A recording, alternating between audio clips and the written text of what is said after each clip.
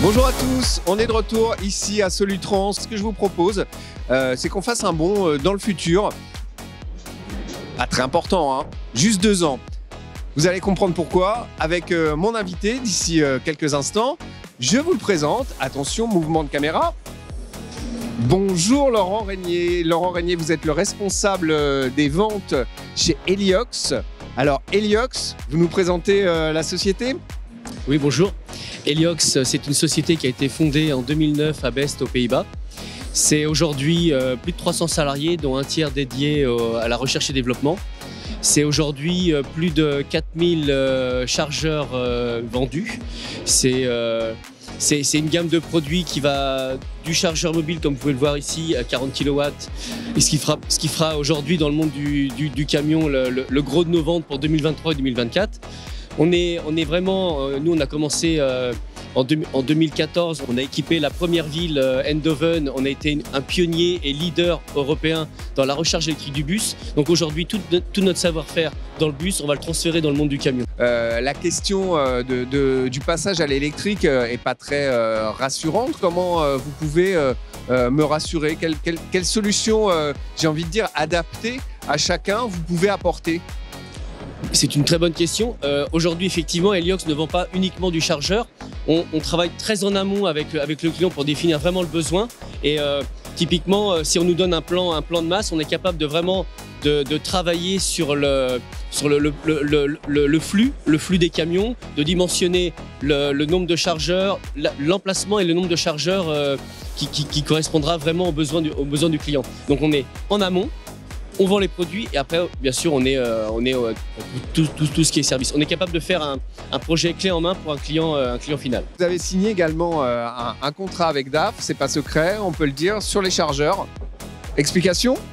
Oui, on a un accord cadre européen avec DAF. En fait, ils commercialisent toute la gamme Heliox au niveau des chargeurs électriques et ils l'ont rebrandé au niveau Packard. Vous verrez sur leur stand, on va aller les voir et ce même chargeur qui sera brandé Packard juste ici, donc on ne voit pas Heliox, mais en fait ce sont bien nos chargeurs. Ok, et ben allez, c'est parti, on va chez DAF.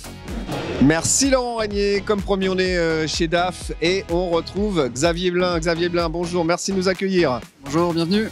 Vous êtes le responsable des ventes électriques. Et à côté de nous, il y a cette borne de recharge qui est badgée Packard, mais qui est produite par Heliox. En quoi cette borne électrique, elle est déjà au présent, elle se conjugue au présent chez DAF? Ouais, donc chez DAF, il y a effectivement une stratégie au niveau du groupe Packard de proposer plusieurs solutions de recharge à nos clients, notamment cette boîte mobile qui est intéressante puisque finalement, on peut la brancher facilement sur une prise industrielle, qui est normalement facilement présente et installable par tous les électriciens. Et on peut du coup l'amener auprès de tous les camions pour les recharger au fur et à mesure sans avoir à bouger les camions finalement. Vous avez déjà utilisé cette borne chez DAF? Bien sûr, oui, on a sélectionné ce matériel-là notamment pour équiper nos ateliers, pour leur donner de la flexibilité. Encore une fois, hein, c'est aussi ça l'intérêt de ce matériel-là, avec suffisamment de puissance aussi. Hein. Donc là, on est sur du 40 kW de puissance. Finalement, ça suffit pour un atelier de réparation pour recharger le véhicule en même temps que de faire les entretiens de maintenance classiques. Cette borne, elle n'est pas unique, elle est aussi complétée avec des bornes fixes.